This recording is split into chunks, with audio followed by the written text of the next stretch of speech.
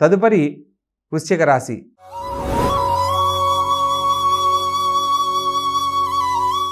ఈ యొక్క వృశ్చిక రాశి జాతకులను కనుక మనం పరిశీలించినట్లయితే లగ్న షష్టాధిపతి అయిన కుజుడు ద్వితీయంలో సంచరిస్తున్నాడు. అదేవిధంగా సప్తమ వ్యయాధిపతి మరియు అష్టమ లాభాధిపతితో కూడా కలిసి ద్వితీయంలో సంచరిస్తున్న కారణంగా, కుటుంబ స్థానంలో సంచరిస్తున్న కారణంగా మాట్లాడే ప్రతి మాట ఆచితూచి వ్యవహరించాలనేది తెలుసుకోవాలి.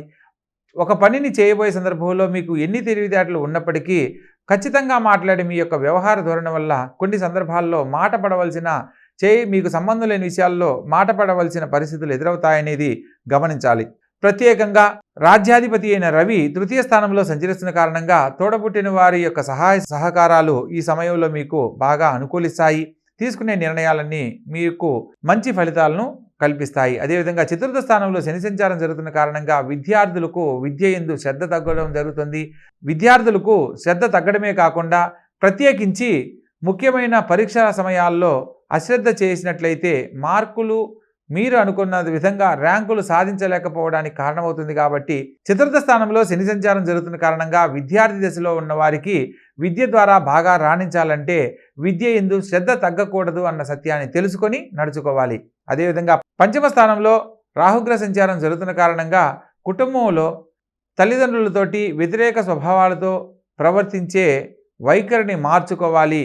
ప్రస్తుత కాలంలో పంచమ స్థానంలో రాహుగ్రహ సంచారం జరుగుతున్న కారణంగా కుటుంబంలో పెద్దవాళ్ళు వారి యొక్క పిల్లల విషయాల్లో భవిష్యత్తుకు సంబంధించి తీసుకునే నిర్ణయాలలో కొన్ని మార్పులు జరగడానికి అవకాశం ఉంది. కాబట్టి మీ పిల్లలను దగ్గరగా కూర్చోబెట్టుకొని కొన్ని రకాల విషయాలు తెలియజేయాలనేది శుభానికి సంబంధించి తెలియజేయాలనేది సూచనగా తెలియజేయడం జరుగుతుంది. అదేవిధంగా షష్టమ స్థానంలో ద్వితీయ పంచమాధిపతి అయిన గురువు సంచరిస్తున్న కారణంగా శత్రుక్షయం అనేది ఈ సమయం ఏర్పడుతుంది. ఎవరైతే ఇప్పటి వరకు మిమ్మల్ని తప్పుగా భావించారో వారి యొక్క తప్పు తెలుసుకొని మిమ్మల్ని క్షమాపణ అడిగే సమయంగా ఈ వారం తెలియజేయడం జరుగుతుంది.